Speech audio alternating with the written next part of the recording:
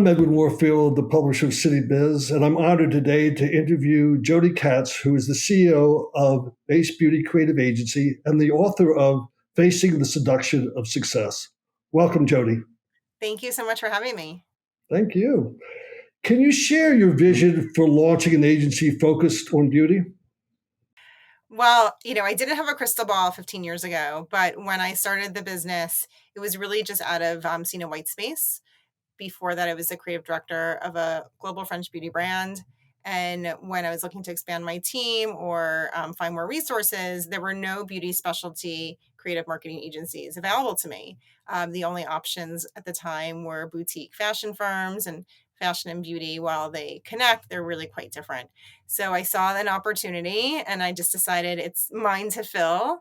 And I did that 15 years ago.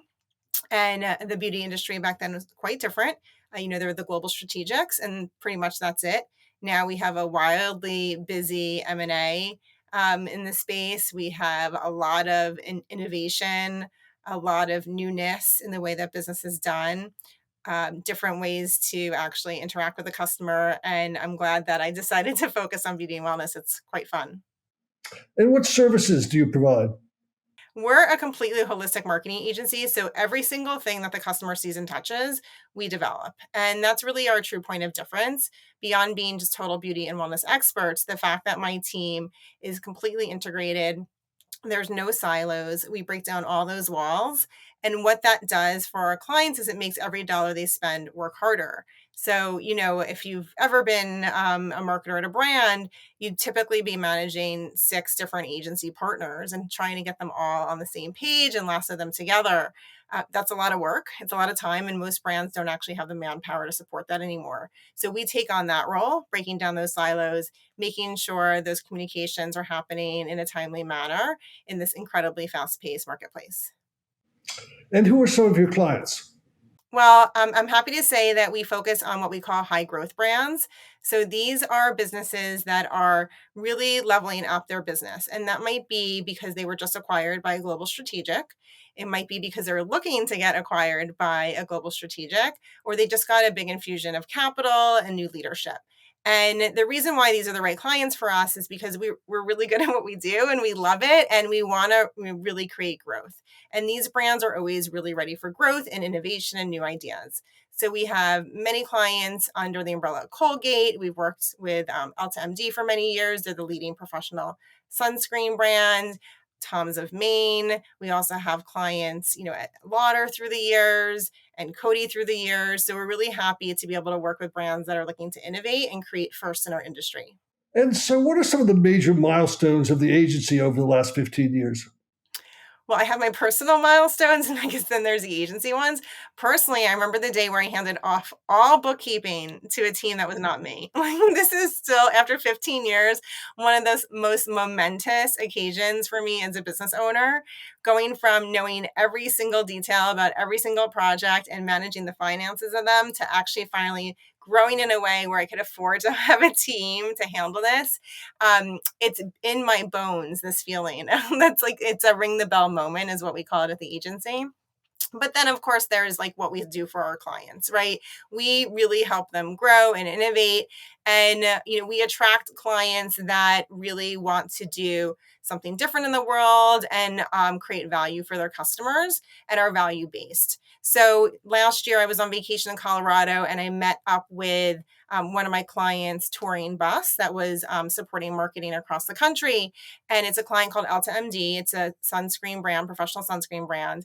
And they hosted free dermatologist-led skin checks to check for skin cancer. So when I just visited this bus, this is like just on my vacation, but I wanted to check it out and see what was happening. I met people who were skin cancer survivors, who had family members who actually died of skin cancer. And this bus being parked in an empty parking lot motivated them to get their own skin check. That's the type of work that is so meaningful for me and the team when we can really see the impact. And this is not just impact in revenue, right? This is impact in people's lives. And so, how did the Where Brains Meet Beauty podcast idea develop? I'd love to tell you this story because it's really quite funny. I had started working with a business coach about 6 years ago.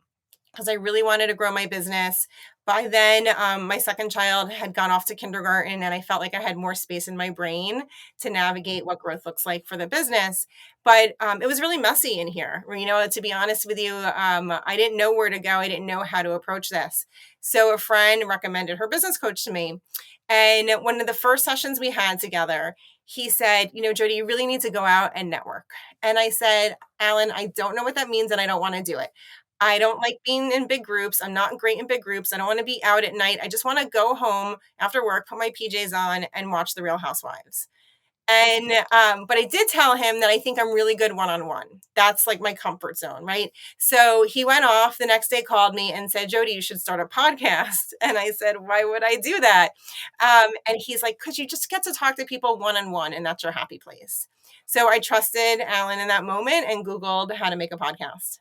And I know you've done over 200 podcasts, and I hate to, because if someone had asked me, hey, your favorite podcast, favorite interviews, I'd be very challenged. But can you share some of your favorite podcasts? This is such a way for me to have free therapy and free business coaching. And what's amazing about having guests on my show from all different backgrounds and all different disciplines in my industry is that the universe brings me the guest the day I need to hear that message. So every day that I think about, the challenges of work, the challenges of, defining balance in my life, quality of life, navigating difficult clients or difficult situations. Now I have this arsenal of 200 plus episodes to lean on to help me. So different day, different problems, which means also different episodes of reference. But, I've met with so many incredible leaders, and these are people who, some of them are household names. Many of them are, C-suite leadership at these large corporations. And then others are entrepreneurs who have yet to reach their goals. So I think of Dana Jackson. She is the CEO and founder of a brand called Beneath Your Mask. For her to start this business, it took a life-threatening illness and a really poor quality of life for her to say enough is enough. So these are the types of stories that I hear all the time. People talk about health. They talk about divorce on the show. They talk about infertility. All of these things are topics of conversation in a career journey show because we really can't separate our personal journey from our career journey. Which is my segue to my next question about you. So, what were the most critical challenges that you faced in your career journey?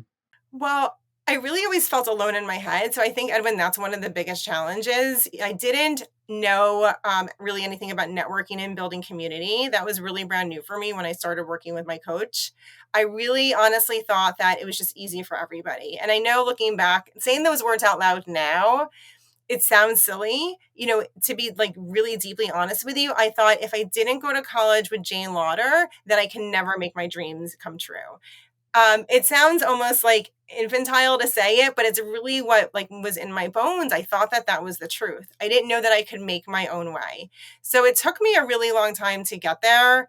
I would say that overcoming my self-doubt, which is, sort of how I summarize all those feelings, was the biggest challenge, of the biggest hurdle. Once I started to really develop more confidence and ease and stop questioning, am I good enough? And just believing that I'm good enough. I'd say the second challenge there is overcoming every entrepreneur's shadow, which is the fear of financial insecurity. And so you had a big event, I think yesterday or the day before yesterday, you came out with a book, facing the seduction of success. How did it come about, and who is the book for? Well, we launched our book, Facing the Seduction of Success, yesterday. It's available on Amazon. And it's really a culmination of all the lessons I've learned in those 200 plus episodes. And the reason we wrote it is because, the beauty and wellness industry, while, globally we're, multi-billion-dollar industry, the community of people who are making this magic happen is quite small. But the wisdom I was learning in this show is so valuable and really is completely universal. It's not just about applicable to people in my industry. It's really for all. So we really wanted to take all of these lessons and package them in a way where someone in any industry could find value there. So that was really the inspiration, to make sure that this wisdom of my guests had a platform much bigger than the beauty and wellness industry. And can you share some of the stories and insights and some of the major themes? Sure. What's so fascinating, the research project, Edwin, as we were going through, and I didn't write this alone. I want to say that Jan Michelle, who's been a copywriter at my agency, Base Beauty, for many years, she and I worked in tandem on this. This is not a project to take alone.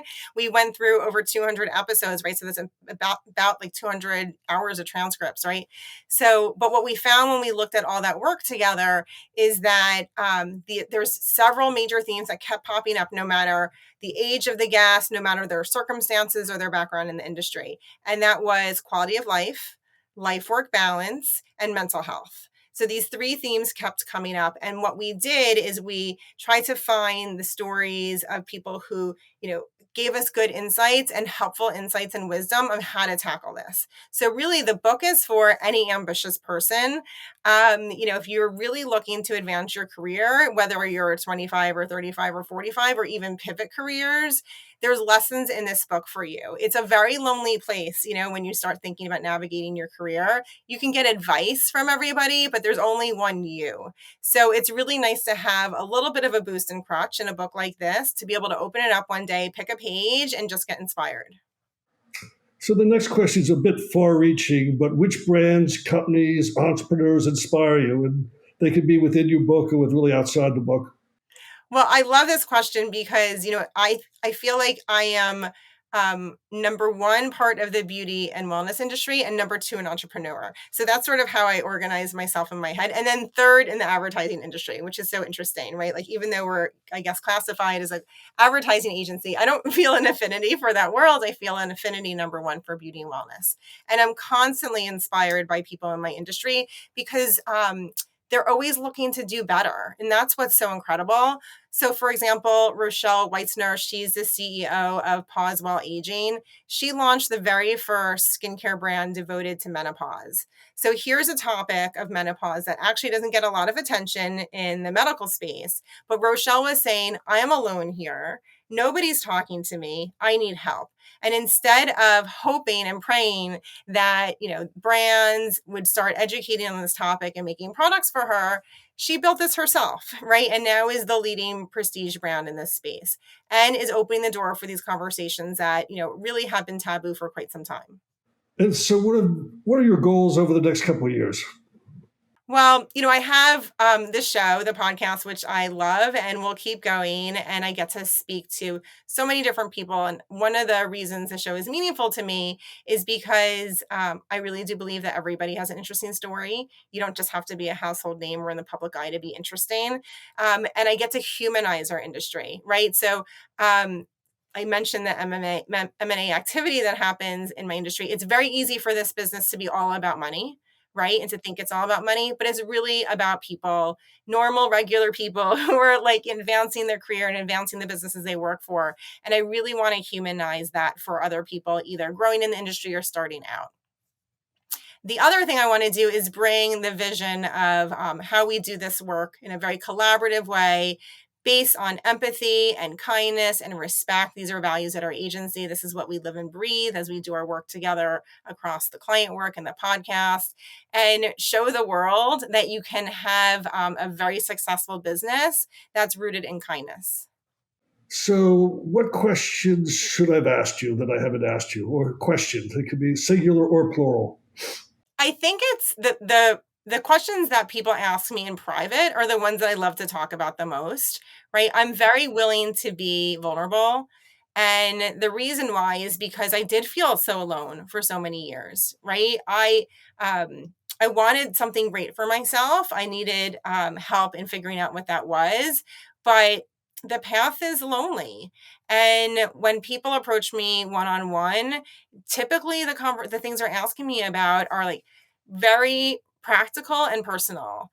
How do I navigate, building a business if my spouse is not on board? When do I leave my full-time job if I want to be an entrepreneur? What do I do about my kids? Like, there's these really tender moments that people are willing to share with me. And that's why I'm willing to share, my hopes and my dreams, and like the good, the bad, the ugly, because I needed to hear this from somebody else when I was evolving and growing in my business.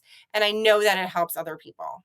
Well, Jodi, thank you for sharing your story. And I hope the seduction of success continues. and keep us apprised as you move forward. And when you work on your next book, make sure you include us. Thank you.